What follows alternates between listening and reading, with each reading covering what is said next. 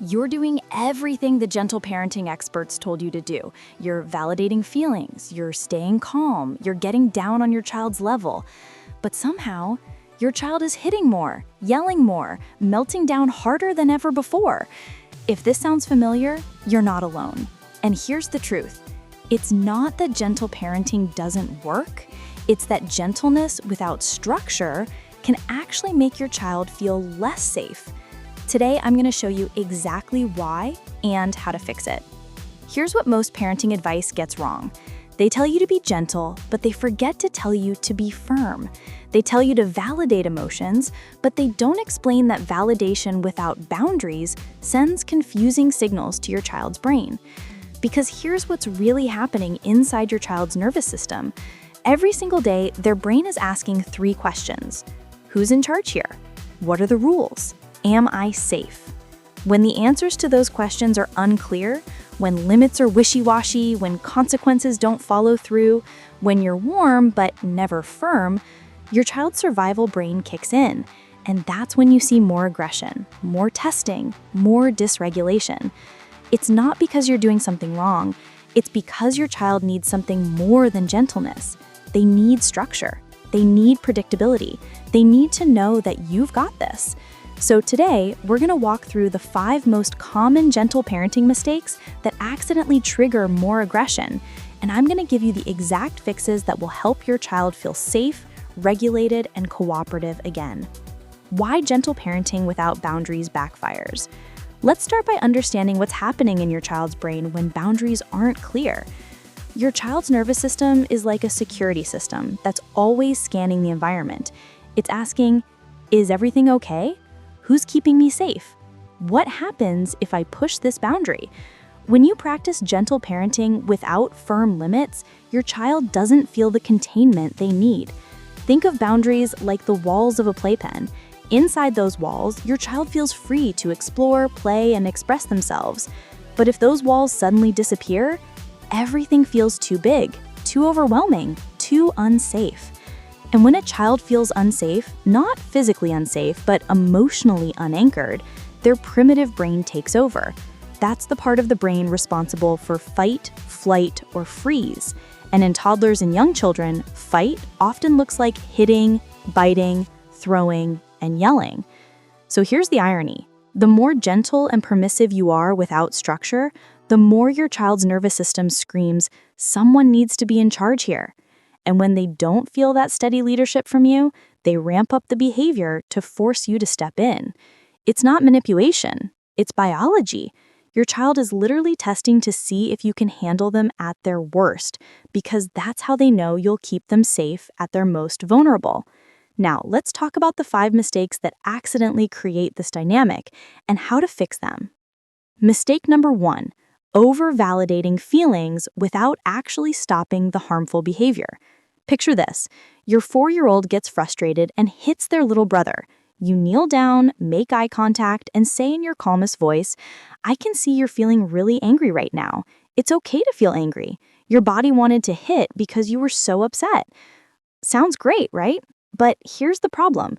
You validated the emotion, but you didn't block the action. You didn't physically stop the hitting. You didn't create a boundary. So what message does your child actually receive? They hear, it's understandable that I hit. Mom gets it. She's not even mad. And the next time they feel angry, they hit again because there was no clear consequence, no line in the sand. Here's the fix. Validate and hold the boundary in the exact same moment. It sounds like this. I won't let you hit. Hitting hurts. I can see you're really angry, and I'm here to help your body calm down. Notice the difference? You're still being gentle, you're still acknowledging the feeling, but you're also making it crystal clear that hitting is not an option. You might even gently hold their hands or move their body away from their sibling while you say it. This is what co-regulation looks like. You're not punishing the emotion, you're containing the behavior while teaching them that big feelings are okay, but harmful actions are not. Let me give you a real-life example. I worked with a mom who had a 5-year-old son who would throw toys when he got upset. She'd say, I know you're frustrated, but she never stopped him from throwing. So he kept doing it, sometimes 5, 6 times a day. We shifted her script to, I won't let you throw. Throwing is not safe. I see you're upset. Let's find another way to show that feeling. And she started physically blocking the throw, gently but firmly, guiding his hand down. Within a week, the throwing dropped by 80%. Why? Because his nervous system finally got the message. Mom's in charge. I'm safe. I don't have to keep escalating to get her attention. Mistake number 2, talking too much when your child is in a meltdown. When your child is in full meltdown mode, screaming, crying, throwing themselves on the floor, their brain is flooded with stress hormones. The part of their brain that processes language, the prefrontal cortex, literally goes offline. So when you kneel down and start explaining, sweetie, I understand you wanted the blue cup, but we only have the red cup today, and I know that's really hard for you, but sometimes we don't get what we want, and that's a part of life, your child hears nothing. Or worse, they hear a wall of noise that makes them feel even more overwhelmed. Here's the fix. Use 5 to 7 words max and offer calm, quiet presence. Instead of a long explanation, try, I'm here. You're safe. I've got you. Or simply, big feelings. I'm right here. That's it. No lectures, no reasoning, just calm, grounded presence. You can even place a hand on their back or sit nearby without saying anything at all. Your child doesn't need you to talk them out of the meltdown. They need you to be the calm in their storm. They need to borrow your regulated nervous system until theirs comes back online. Let me share an example. A dad I worked with had a 5-year-old daughter who would scream and throw things during homework time. He'd give her a full breakdown of why she couldn't have screen time before bed. He'd explain sleep hygiene, routines, brain development, all while she was sobbing and kicking the wall. We simplified his response to, no screens now. I know you're upset. I'm staying close. And you know what happened? Her meltdowns got shorter because she wasn't fighting against a wall of words. She was being held, not physically, but emotionally by a calm, steady presence. Remember, during a meltdown, less is more. Your calm body language speaks louder than any explanation could ever. Mistake number 3, confusing gentle with permissive parenting. Let me be really clear. Gentle does not mean soft. Gentle does not mean avoiding conflict. Gentle does not mean letting your child do whatever they want because you don't want to upset them. Permissive parenting looks like this. Your child asks for a snack 5 minutes before dinner. You say no. They whine, they beg, they tantrum, and eventually you give in because you're tired and you just want peace. What did your child just learn? That limits aren't real. That no doesn't actually mean no. That if they push hard enough, the boundary will disappear. And that makes them feel unanchored, unsafe. Gentle parenting done right looks like this.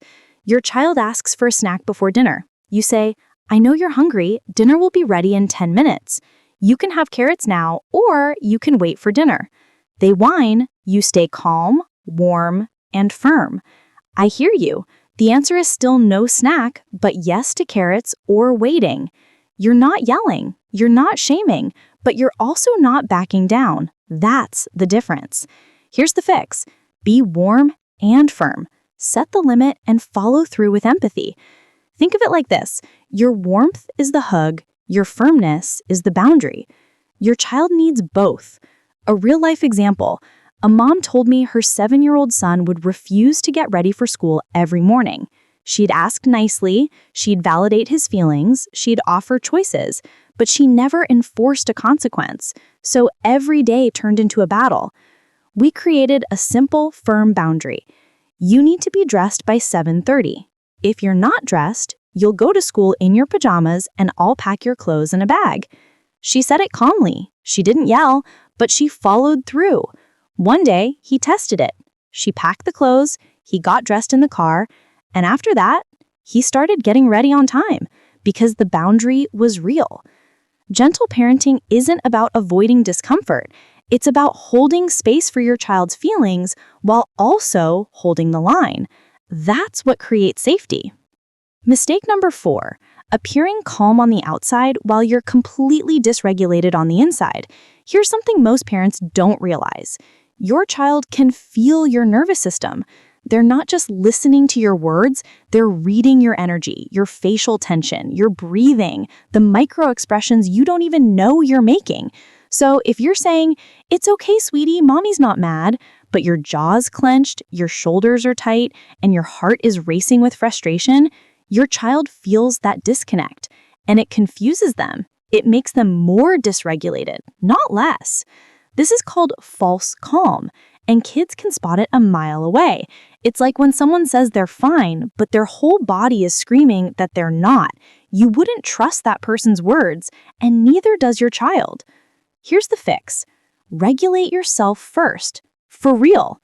Before you respond to your child's big behavior, take 3 deep breaths, soften your face, drop your shoulders, feel your feet on the ground.